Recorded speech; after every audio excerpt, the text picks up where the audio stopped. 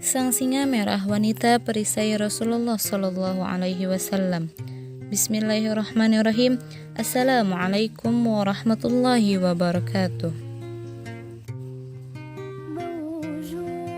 Kisah seorang prajurit muslimah yang gagah berani. Wanita muslimah ini bernama Nasibah binti Ka'ab, atau dalam riwayat lain menyebutnya Nusaibah binti Ka'ab al-Ansariyah. Ayahnya bernama Ka'ab bin Amr bin Auf dari Bani Mazin kabilah Khazraj, dan ibunya Rubab binti Abdullah. Ia memiliki saudara yang bernama Abdullah bin Ka'ab dan Abdurrahman bin Ka'ab.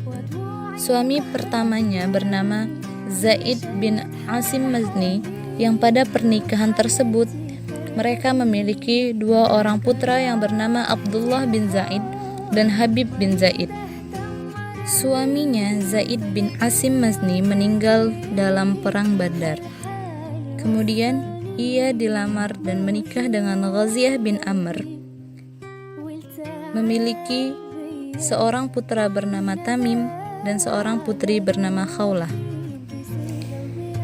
Ia adalah orang pertama di Madinah yang memeluk Islam dan salah seorang wanita di antara dua wanita yang masuk Islam bersama dengan 74 pemimpin, pejuang, dan negarawan Madinah saat Baiat Aqabah kedua tahun 622 Masehi, tahun ke-13 Nabi Muhammad SAW menjadi Nabi.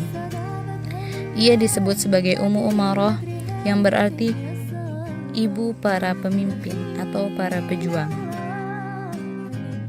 Ia lahir di Madinah, Arab Saudi, dan wafat di Janatul Baqi, Madinah, Arab Saudi. Kisahnya dalam Perang Uhud. Pada Perang Uhud, ketika itu usianya 43 tahun, ia berjihad bersama suami dan dua anaknya. Ia berdiri tidak jauh dari kedudukan Nabi Muhammad SAW. Ketika keadaan berbalik dan kemenangan menjadi kekalahan, seorang kafir bernama Ibnu Kumaiyah dan beberapa kawannya menyerang dan mendekati posisi Nabi SAW sambil berteriak, "Di manakah Muhammad? Di manakah Muhammad?" Ummu Umarah berpikir cepat.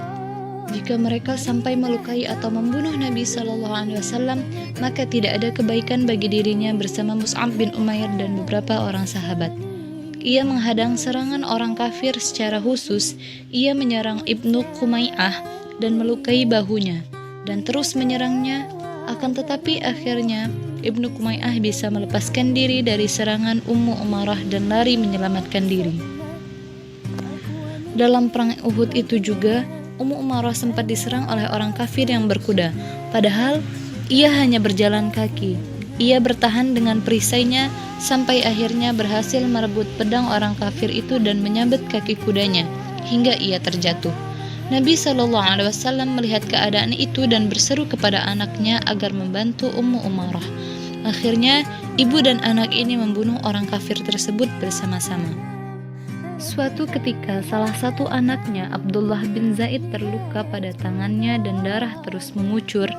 Nabi SAW menyarankan agar luka tersebut dibalut dengan sorban. Datanglah Ummu Umarah yang segera membalut luka anaknya tersebut. Setelah luka itu terbalut, ia berkata kepada Abdullah, "Pergi sana, bertempurlah lagi melawan orang-orang kafir itu." Abdullah beranjak menuruti perintah ibunya dan menerjunkan diri dalam pertempuran lagi. Nabi SAW begitu kagum dengan pemandangan ini dan bersabda, "Ummu Umarah, engkau begitu bersemangat. Adakah orang lain yang memiliki semangat sepertimu?" Nabi SAW mendoakan dan memuji keberanian Ummu Umarah dan keluarganya tersebut.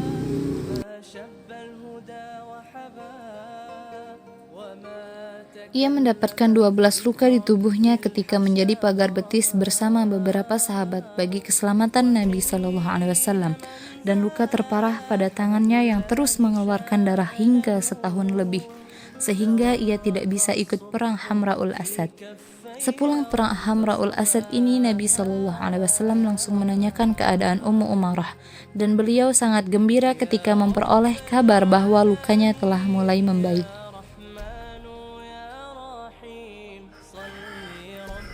beberapa pertempuran membela panji-panji Islam. Di antaranya Perang Uhud, Perjanjian Hudaybiyah, Perang Khaybar, Umratul Qadha, Perang Hunain, dan Perang Yamamah. Dalam peperangan tersebut, perang melawan pemberontakan Nabi palsu Musailamah Al-Kadzab.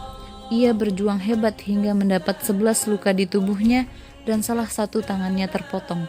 Usianya yang saat itu mencapai 52 tahun ternyata tidak menyurutkan semangatnya untuk terus berjihad di jalan Allah Subhanahu wa taala. Syukran katsiran.